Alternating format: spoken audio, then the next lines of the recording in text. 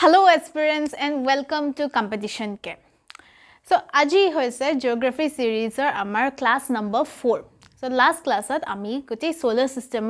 এটা part পঢ়িছিলো. Yes, আমি terrestrial planets part টো পঢ়িছিলো. তাৰ পিছত asteroid belts end হৈছিলে আৰু asteroid belts পিছৰ part টো পিছৰ যিমান খিনি planets আছে মানে Jovian planets কথা আহি আছে আমাৰ solar system second part ভিডিঅটোত. আজিৰ ভিডিঅটো অকমান স্পেশাল হয় কিয় বাৰু because আমি যে last class পঢ়িছিলো about the moon হে moon to baru kor pora ahile moon or baru evolution to kenekoi hol moon or baru formation to kenekoi hol ami in the very beginning একেবাৰে প্ৰথমৰ class কিটাতে পঢ়িছিলো যে আমাৰ ইউনিভাৰ্স খননো কেনেকৈ form হৈছিলে ইউনিভাৰ্স খন ফৰ্ম হোৱা পিছত গ্যালাক্সিজ বোৰ কেনেকৈ আহিলে স্টাৰ্স কেনেকৈ ফৰ্ম হল পৃথিৱীখননো কেনেকৈ ফৰ্ম হল তাৰ অকমান আমি আইডিয়া লৈছিলো মানে আমি বিগ ব্যাং থিওৰি কথা আমি পঢ়িছিলো আৰু বিগ ব্যাং থিওৰিৰ টাইমলাইনটো আমি পঢ়িছিলো সো আজিৰ ক্লাছত আমি পঢ়িম যে মুননো কৰ পৰা ফৰ্ম হল কেনেকৈ ফৰ্ম হল ইভলিউশন ষ্টৰীটোনো কি হয় সো আজিৰ class is dedicated to our মুন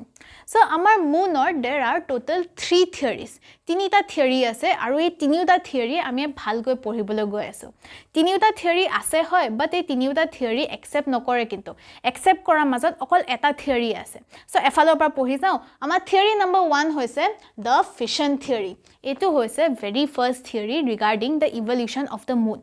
এই থিওৰিটোৱে কৈ আছে যে in the very early times যেটা earth form হে হৈ আছিল মানে প্ৰেজেন্ট ডে নিচিনা পানী এটমস্ফিয়াৰ বা প্ৰেজেন্ট ডে যিমানবোৰ মাউন্টেইনস প্লেইনস প্লেটোজ আমি দেখা পাও তেনেকুৱা একো নছিলে earth form হে হৈ আছিল so during the forming years earthৰ rotation to বুলে ইমানে ফাস্ট আছিল যাৰ ফলত কি হল earthৰ পৰা এটুকুৰা সেপাৰেট আউট হৈ উলাই আহিলে so we have earthৰ rotationৰ কাৰণে earthৰ পৰা এটুকুৰা সেপাৰেট আউট হৈ উলাই আহিলে আৰু এই যে সেপাৰেট আউট হৈ উলাই আহিলে এই সেপাৰেট হোৱা পাৰ্ট টোৱে হৈছে আমাৰ মুন see first picture separate হৈ উলাই আহিলে and second picture আমি দেখা পাইছো যে এই সেপাৰেট হোৱা পাৰ্ট টোৱে কি হল earthৰ gravitational fieldত attracted হৈ পেলাই stuck হৈ পেলাই earthৰ চাৰিওফালে ঘোৰা স্টাৰ্ট কৰি দিলে আৰু ফাৰ্স্ট থিওৰি বা ফিশন থিওৰি আমাক কয় যে মুন এনেকৈ ফৰ্ম হৈছে বাট এই থিওৰিটো মানুহে ইমান ভালকৈ একসেপ্ট কৰি নললে বা ৰিসাৰ্চাৰ্ছ এণ্ড সাইন্টিষ্টে ইমান ভালকৈ একসেপ্ট কৰি নললে why the answer is that earthৰ জন্তু rotation speed হয় হেতু আমি অলৰেডি জানো আৰু হে rotation speed টো বৰ বেছি ফাস্ট নহয় the rotation speed is very slow so মানুহে কোৱেশ্চন কৰিলে যে ইমান স্লো মুভিং অবজেক্ট এটাৰ পৰা এনেকৈ পাৰো সেপাৰেশন টো কেনেকৈ পসিবল হ'ল আৰু সেপাৰেট হোৱাৰ পিছত এনেকৈ যে নিজৰ সাৰাউন্ডিংত ষ্টাক হৈ গল এটো অকমান বিশ্বাস কৰিবলৈ দিগদাৰি পালে মানুহে so the fission theory is discarded বা accept নকৰিলে now let us move on to the second theory second theory to hoise the capture theory namtur pra ami dhoribo paru je capture theory e koi ase je ehomoyot earth dhuniya koi nijor axis or rotate kori asle aru earth or kakhere bule moon enekoi par hoi goisile আৰু যেতিয়া মুন উছৰেৰে পাৰ হৈ গৈছিল তেতিয়াই বুলে earth হে মুনক ক্যাপচাৰ কৰি ললে বা মুনক ধৰি ললে because of the gravitational pull of the earth so jihetu kakhedi goi asle aru dhori lole ba capture kori lole this is known as the capture theory but ei theory to most accepted theory nohoy ei theory to manhue accept nokorile aru discard kori dile so capture theory pisot aru eta theory ahile aru he theory to hoise the big splat theory nohole giant impact theory buliu koa hoy ei theory to amak koi ase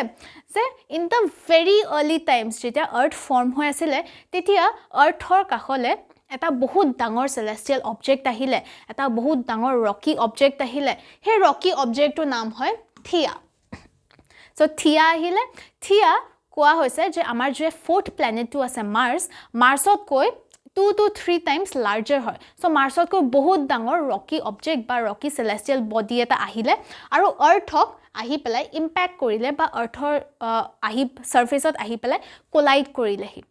so থিয়া আহিলে আহি পেলাই collide কৰিলে আৰ্থৰ সাৰফেসত collide কৰা পিছত আৰ্থৰ surface আৰু থিয়াৰ পৰা বহুত সৰু সৰু ফ্ৰেগমেন্টস উলাই গল আৰু হে গুটেই সৰু সৰু ফ্ৰেগমেন্টস বিলাক বা সৰু সৰু ডেব্ৰিজ বিলাক আৰ্থৰ গ্ৰেভিটেশনাল পুলৰ কাৰণে কি হল আৰ্থৰ চাৰিওফালে ঘোৰা স্টাৰ্ট কৰিলে so we can see a disk of debris যোনটো আৰ্থৰ চাৰিওফালে ঘূৰি আছে because of the earth's gravitational pull as time passed এই ডেব্ৰিজ বিলাকে কি হল একেলগে ক্লাম্প আপ হৈ পেলাই বলে আমাৰ মুন ফৰ্ম কৰিলে আৰু এই ডেব্ৰিজ বিলাক এখিনতে মুন ফৰ্ম হোৱা আমি দেখা পাই আছো and because of the gravitational pull of the earth moon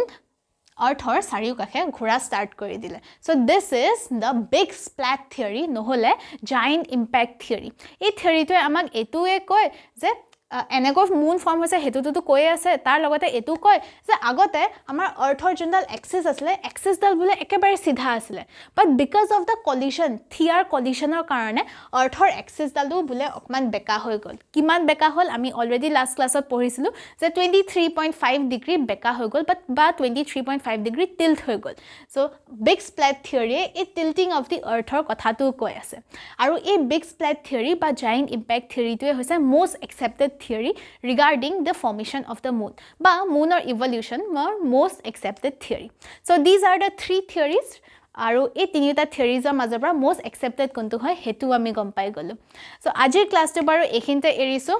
but যেহেতু আপোনালোকে ইমান ধুনিয়াকৈ ধৈৰ্য ধৰি পেলে গুটি ক্লাছটো এটেন্ড কৰিলে হে কাৰণে মোৰ ফালৰ পৰা এটা স্পেশাল গিফট যদি আমাৰ লগত any type of course purchase কৰিব বিচাৰিছে লাগিলে আমাৰ অনলাইন গাইডেন্স প্ৰগ্ৰাম হওক বা ক্লাছৰুম গাইডেন্স প্ৰগ্ৰাম হওক আমাৰ দুটা ব্ৰাঞ্চেছ আছে one branch is at Jalukbari আৰু এটা ব্ৰাঞ্চ আছে in Satgaon so আমাৰ লগত যদি এটা ৰিলেচন এস্টাবলিশ কৰিব বিচাৰিছে যদি কিবা পাৰচেজ কৰিব বিচাৰিছে then এই কোডটো ইউজ কৰিলে you will get a special discount So this is all for today. Thank you for watching. Aru khunkale log pam.